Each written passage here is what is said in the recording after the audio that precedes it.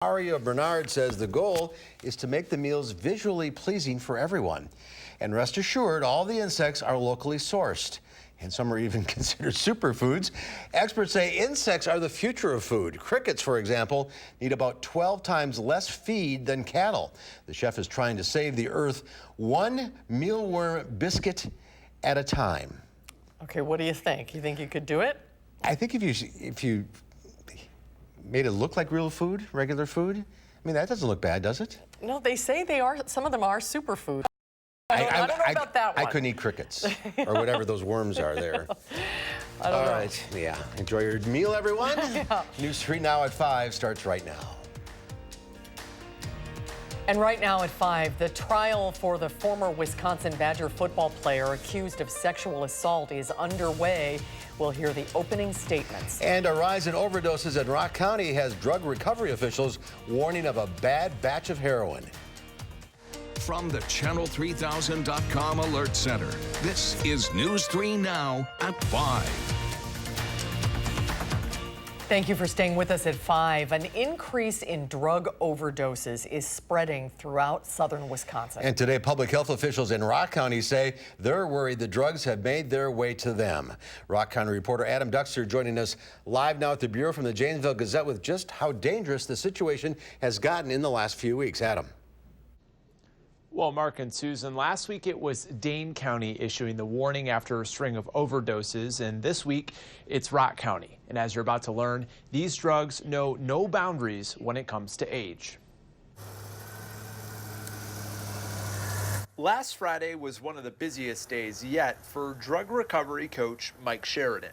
We got a call at Mercy Hospital, and we had 3 people in there. Sheridan works with people who overdose, and on Friday, he says it was 3 young people, ages 15, 20, and 21, all overdosed on fentanyl-laced drugs. Alarmingly, I've seen, by working personally in emergency rooms with people, we've had an uptick here in Rock County also, and what's happening is there is fentanyl being laced in with the heroin. Police in Janesville say they've seen it too. And over the last 10 days, they've seen 4 overdoses, including 1 death, because of the drugs. Don't ever think you know what you're using, because nowadays they're lacing it with everything, and it doesn't matter what you're using, it can be laced with an opioid. Today, the Department of Public Health issuing a warning against the opioids. They say they're worried the uptick in overdoses the last 2 weeks could be linked to a rise in overdoses in both Dane County and Milwaukee County. But what causes this? Usually what we hear is it's just a bad batch. Some stuff will come out and hit the streets that is laced with something that they don't know what it is. Both Sheridan and Kelly say fentanyl is a drug that can be deadly even in small doses. And while they're doing their best to get people back to recovery, they say in the meantime to be vigilant. Be aware. You just never know who it's going to impact. Like I said, it's rich, it's poor, it's every ethnic background. I'm not trying to scare people, but people need to be aware that this is deadly. And Mike Kelly, who we just heard from, says the biggest piece of advice he has to anyone struggling or anyone who knows someone that is struggling is to reach out and ask for help. While he says that first call or visit might be a little intimidating, he doesn't want to see any more overdoses. It'd be worth the call. Adam Duxter reporting live from our bureau at the Janesville Gazette. Thank you. Thank you, Adam. A man suspected of killing 4 people may have been imitating the abduction last year of teenager Jamie Kloss. Deputies say Richie German Jr. killed 3 of his family members, his 66-year-old mother, Bridget, his 32-year-old brother, Douglas, and his brother's 8-year-old son, Calvin Harris, and later killed a 24-year-old Lael Vang at another home before killing himself. Police say German used a shotgun to blast his way into the woman's home and then shot and wounded her parents. Well, due to the fact that it was kind of similar in nature, in the Kloss investigation, the door was breached, a shotgun was used, Mr. Kloss was shot, Mrs. Kloss was shot. Very fortunate in this case is that the Vangs are going to survive from their injuries, but it could have been very, very similar in nature as to what happened. And again, I'm not saying that that was the motive, but again, it's just unlikely that some of the same incidents up in Barron County happened in Chippewa County. Authorities also say German left his car running with items inside that suggested similarities to the Kloss case. Kowalczyk also confirmed that he traded text messages with the 24-year-old female victim who apparently did not know him. 2 policemen and one of Quinton Cephas's 2 accusers took the stand today. It is the first day of the sexual assault trial. Our Amanda Quintana is live at the Dane County Courthouse with what happened on the first day of the trial. Amanda? Yes, well, today's proceedings are just ending in this courtroom behind me. Today, we heard opening statements from both sides. We heard from a UW police officer, a Madison police officer, and from one of the accusers who says Quintez Cephas sexually assaulted her. She described the night. She spoke about feeling drunk on that night in April of last year, then not remembering much until she woke up in his bed with her friend next to her, both of them being assaulted. The prosecutor started opening statements by reading a Snapchat one of the accusers sent that night. She sends the Snapchat message, raped, my phone is gonna die, I just got raped, I don't know what to do. A young white female had accused Quintez, who was a well-known, popular black athlete at the University of Wisconsin, had accused him of sexual assault. A story we've all heard before. But the facts of this case don't support that stereotype. The defense called one of the accusers the organizer and promoter of this consensual threesome and says the women weren't drunk enough to be incapacitated because there's video of them walking normally. Yet a Madison police officer who interviewed the accuser at the hospital says he remembers her appearing extremely intoxicated in a fetal position with her eyes closed. Now, this is expected to go all week. There are still witnesses to be called. We're expected to hear from nurses, medical professionals. We're also expected to hear from Danny Davis, who was Cephas's roommate, and he's a current Badger football player. He was there during that alleged assault that night in that apartment. Amanda Quintana reporting live. Amanda, thanks. Let's get a look now at your first alert weather meteorologist, Dave Caulfield, or is it Chris Reese? Who's back there? I'd say it's Chris Reese. He's out on the weather patio. Welcome, sir. Hey, still we've got a lot of beautiful weather out there. Here's a live look from the Madison sky cam from the station. And folks, it is another beautiful evening. We're doing it all over again. Temperatures are in the mid-70s right now. Those winds are coming out of the north and west at 6 miles per hour. Temperatures do remain in the 70s for pretty much all of us, though. 74 as you work your way just towards the north, 75 as you work your way farther towards the south. It doesn't matter where you are. Those temperatures are going to be pretty comfortable for you. Clear skies as well, Doppler track free of any showers or thunderstorms over us, but we do still have the fair weather cloud cover. That's going to be sticking around as we go throughout the evening, so expect that to continue, along with those temperatures falling into the 60s by 8 o'clock. We'll drop into the mid-50s overnight tonight, but if you're curious when we at least have a remote chance of seeing some rainfall again, well, I'll answer that coming up in Maine Weather. All right, Chris, thank you. An Orfordville man is facing charges after a hit and run in Rock County. Deputies were sent to 506 Main Street in Orfordville early Saturday morning for a hit and run. 40-year-old Joshua Johnson was hit by a vehicle which left the scene. Deputies arrested 29-year-old Luke Caston for hit and run and first-degree reckless injury. Johnson is being treated for a head injury. Caston is expected to be in court tomorrow.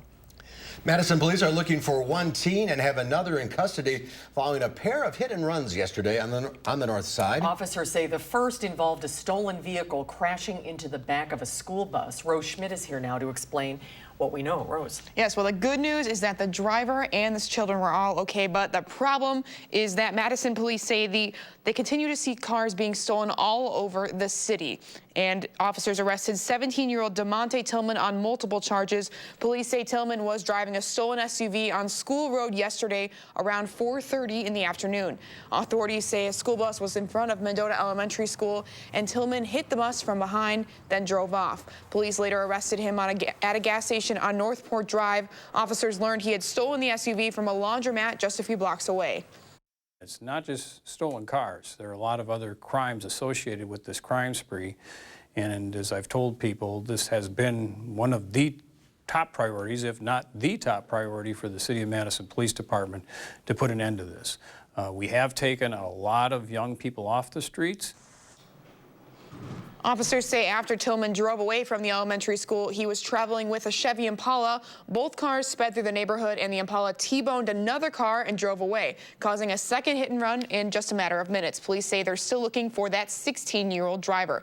I should know that there are some conflicting details about how many children were on the school bus at the time of the first crash. A spokesperson for the Madison Metropolitan School District says one child was on board at the time waiting for a parent pickup, but a mom tells me there were actually 20 to 30 children on board at the time. Serious situation. We'll Definitely continue to follow it. Thanks, Rose. 2 people are arrested for meth possession in Mineral Point. Officers stopped a vehicle driven by 42-year-old Billy Connor on an outstanding warrant on Sunday and found meth in the car. They found more drugs after searching his apartment. A woman at the apartment, 23-year-old Miranda Magnuson, was also arrested. Both are charged with possession with intent to deliver meth. The Dodge County Sheriff's Office is looking for a Huber inmate who ran away after a pre-approved appointment. Deputies say 36-year-old Valerie Thorson of Madison never returned to the Dodge County Jail. Thorson is serving a 180-day sentence for contempt of court that includes Huber privileges. 2 Wisconsin brothers who went missing in northwest Missouri still have not been found. An exhaustive search is still underway as police have been looking for Nick and Justin Diemel since their rental truck was found abandoned last week. Police say they are looking at an 80-acre area, but they're also searching some other properties. The sheriff says Garland Nelson is a suspect in the case. He has been cooperating with officers through the death investigation. 9 days after the Diemels disappeared, there are many unanswered questions, but as officers search for questions, the community is doing its part to help the family. 11-year-old Madison Gricker wanted to help them, so he sold a pig at the Outagamie County Fair and said he would give all the proceeds to them. We started asking $3 a pound like everything else. The signs came up almost like a school teacher asking kids who wants a piece of candy. Gurecki sold his 246-pound pigsty for $42 per pound, which added up to $10,332 for the Diemel family. Superheroes from the Marvel Universe and the DC Extended Universe are coming to life at the Children's Hospital. Batman and Spider-Man made an appearance today at the American Family Children's Hospital.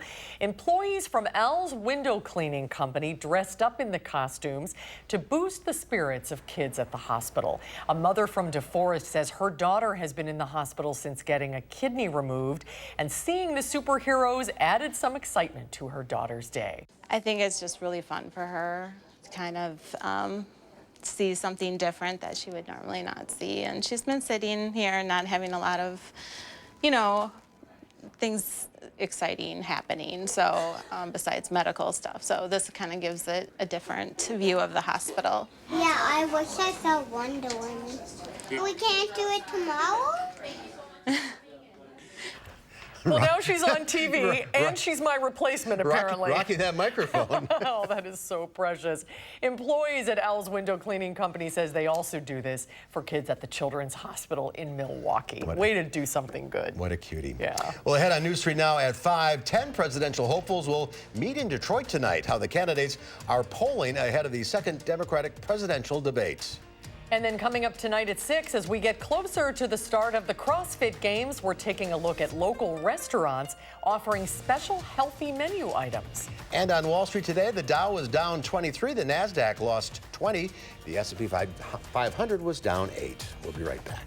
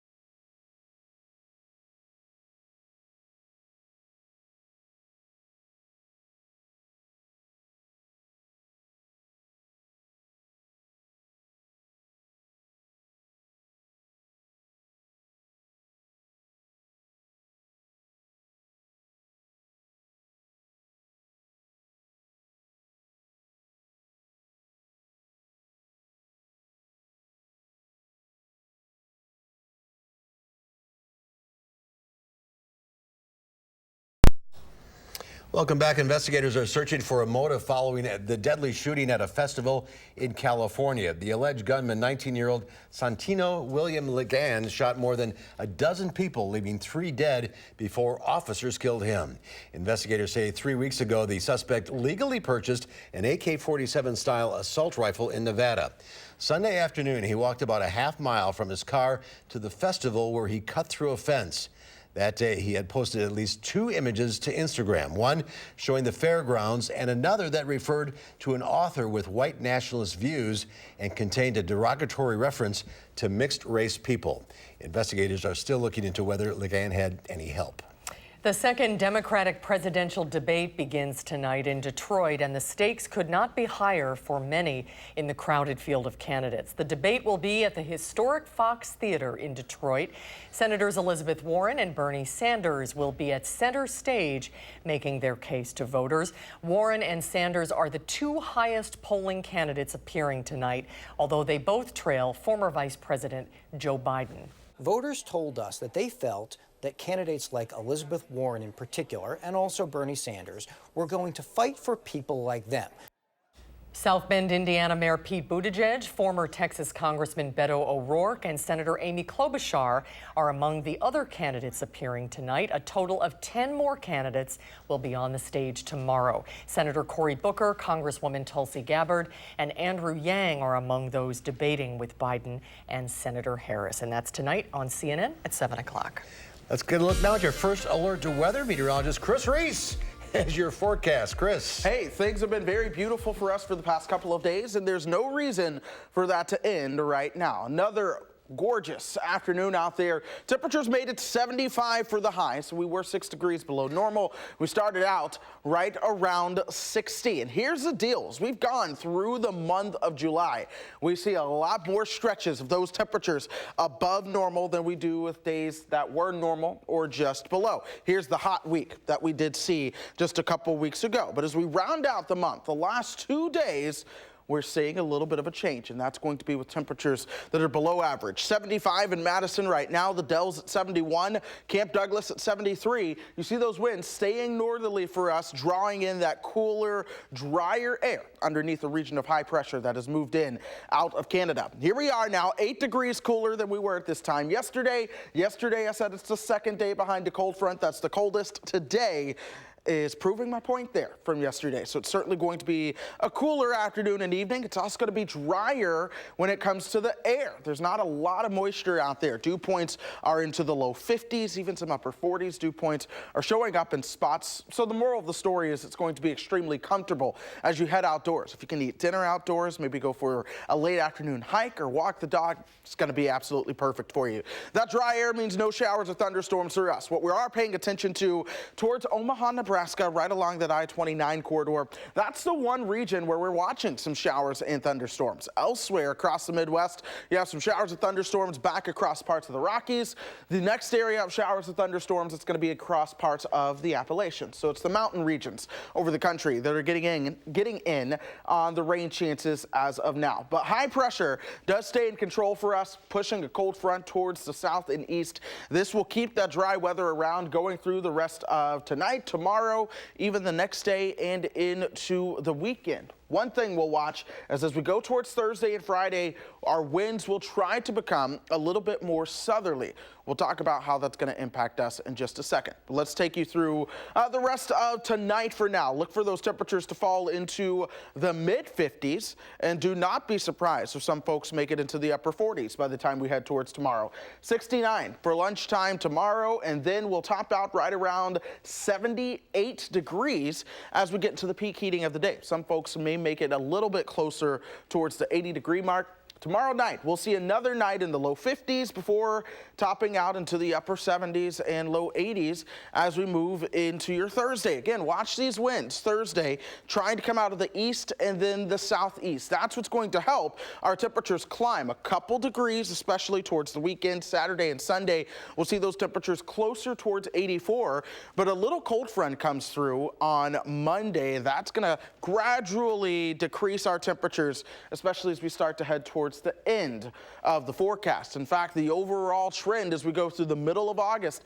is for there to be a decent probability for temperatures to be below normal throughout the high plains all the way down into the Tennessee River Valley. So these cooler, more comfortable temperatures, that is what is going to stay in place for a lot of us. And the only rain chance we have in our forecast is Monday night right now. Otherwise, plenty of sunshine right now. A second rain chance in the forecast that I almost forgot to mention is next Friday. But that's 10 days away, so let's enjoy this dry weather while it certainly does last. Traffic-wise, a lot of folks getting ready to hit the road. This is the Beltline at Park Street, and speaking of park, it is a parking lot out there right now. We have an accident. This is right near the Walmart, just off the Beltline, and that is backing up traffic in the eastbound direction all the way past Verona Road. In a lot of spots, traffic only moving at an average speed of about 10 miles per hour. So please plan your patience if you're headed that direction. It's also impacting the on-ramp near John Nolan as you get onto the eastbound side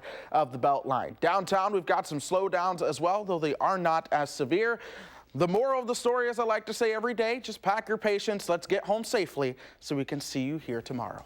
Good advice. Thank you, Chris. Ahead at 5, Capital One suffers a massive data breach. We'll have tips on what you can do to protect yourself. That's after a short break.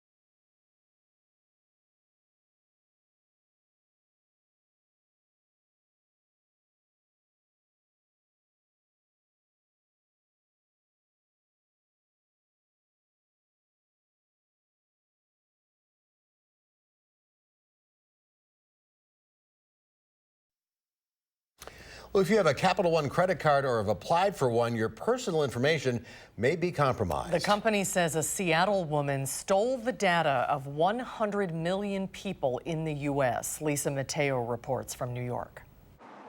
Capital One says the data breach was discovered on July 19th and the system was immediately fixed, but not before a hacker stole personal data of tens of thousands of customers.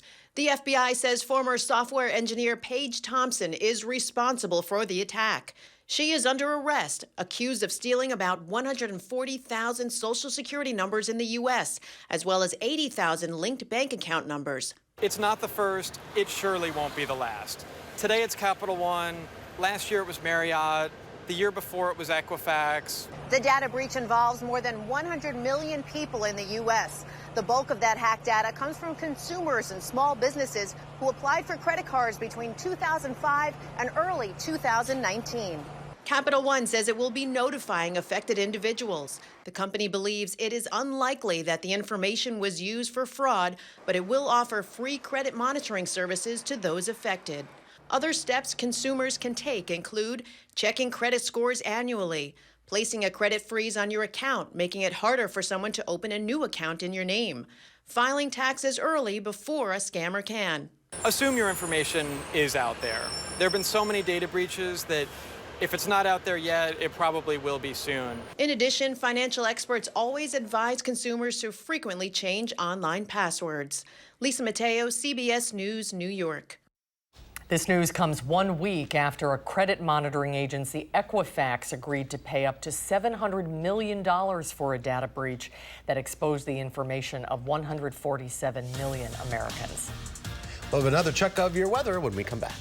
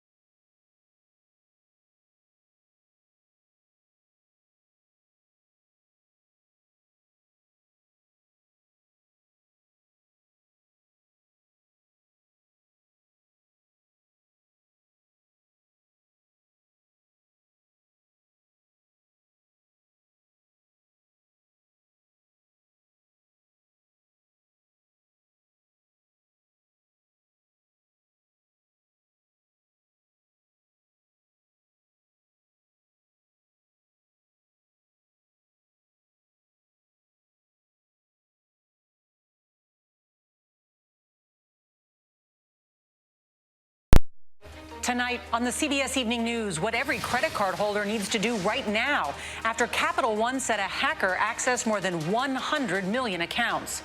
Why the U.S. women's soccer coach is stepping down just after winning her second World Cup.